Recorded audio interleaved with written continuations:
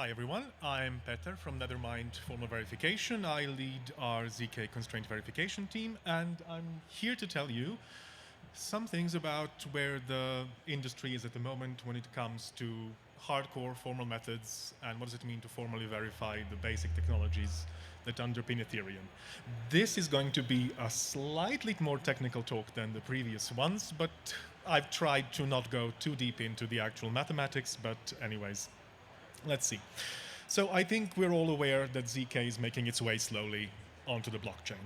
And sort of in doing so, what is the main idea? The main idea is to sort of have cryptographic proofs of transaction correctness done on the L2, and then the verifiers on L1 verify these cryptographic proofs.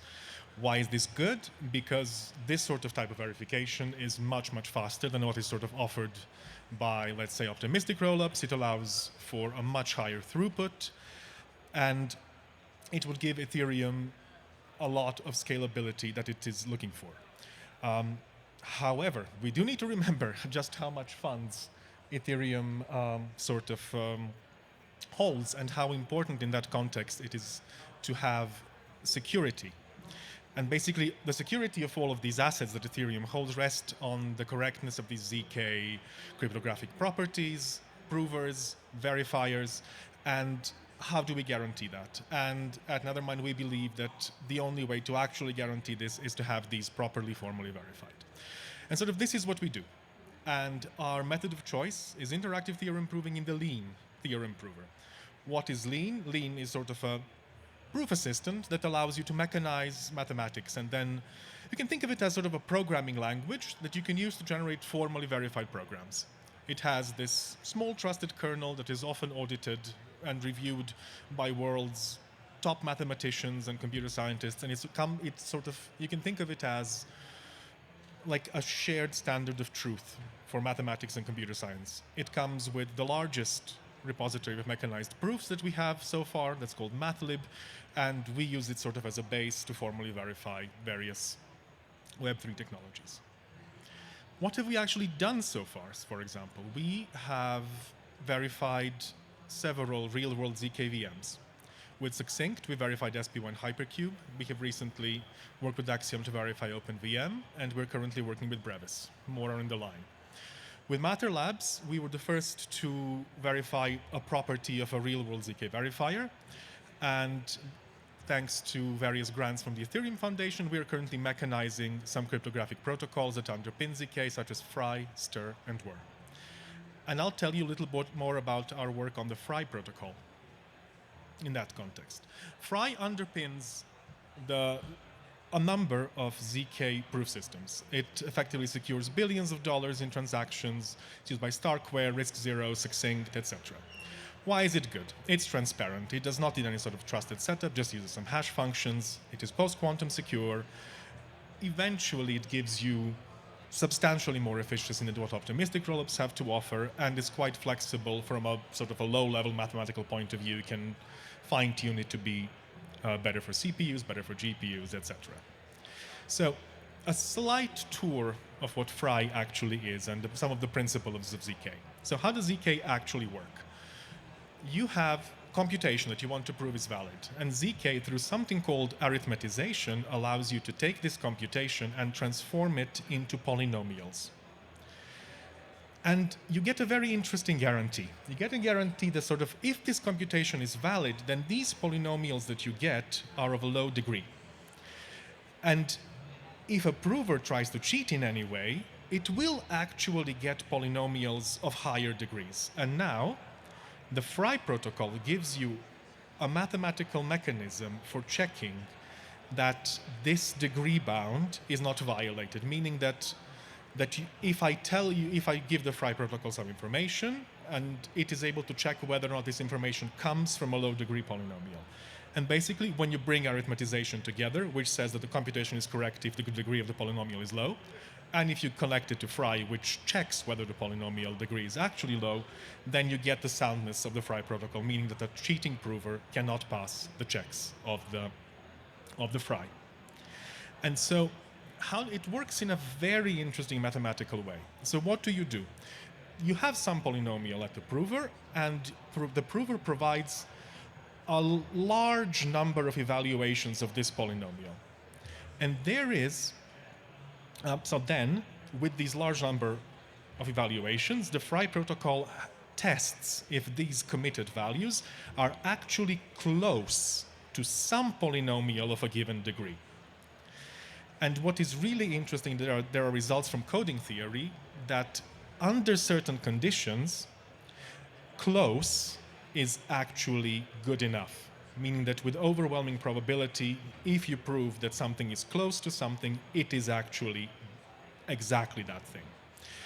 And sort of in a summary of what's going on, you have low-degree polynomials that are kind of the language that we now use to encode correct computation.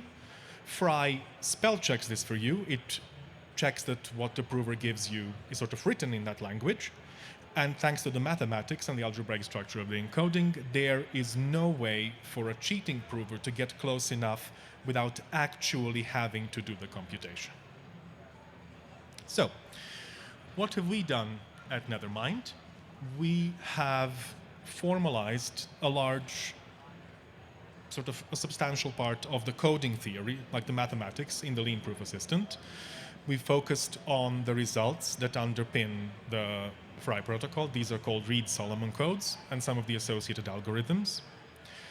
We have implemented computable polynomials in Lean, which was interesting because for a proof assistant of its maturity, it was surprising to us that it wasn't able to sort of effectively compute polynomials in real time. We have given a blueprint from all the results from algebraic geometry that were not present in Lean's MATLib library that were needed for the soundness proof of FRI. We blueprinted a number of results on proximity gaps required for the soundness results. These proximity gaps are sort of the things that tell you if I am close, then I'm actually exact. We have fully formalized the FRI protocol as well as the batched FRI protocol in Lean. So in theory, the FRI protocol works for just one polynomial. The batch FRI works for a number of polynomials. You just do a little something to them to combine them into one in the beginning. We've blueprinted this batched soundness result. And we have also, as we were doing this, we have found an issue with the soundness proof of FRI that was currently believed to be true. And this basically is an EF grant that was given to us. And as the outcome of that, we have the formalization of this FRI protocol that underpins a number of ZK technologies. But what is missing are the proofs. Like the actual proofs, we have a blueprint. And sort of the next thing that we do is to probably allow the community, maybe through some sort of bounty program, to complete these proofs in Lean, perhaps using AI. And actually, there have been some auto-formalization results in the recent weeks that have tried to mechanize sort of this fixed soundness proof that we have. So then we will have in this proof assistant, we will have the formalized FRI protocol with all the soundness proofs ready to work with it. This should also be integrated soon into ArcLib, which is the sort of the Ethereum Foundation thinks of ArcLib as the place for formalized cryptography. And basically, based on this formalization of the FRI protocol, based on this future formalizations of the Stir and Whir protocols that are sort of advanced variants of FRI that we will do in the coming months, we can then use this as a base to start with the program analysis tools, for example, for Rust that we have to start actually formally verifying real-world ZK verifiers that will live on the L1. And that would be sort of it would be quite an unprecedented level of security to the ecosystem. And with this, I realized I have gone quite quickly. This is the end of my talk. We still have 5 minutes. And thank you for your attention.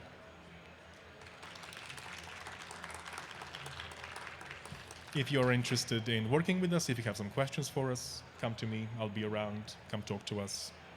If you want stuff formally verified, you know.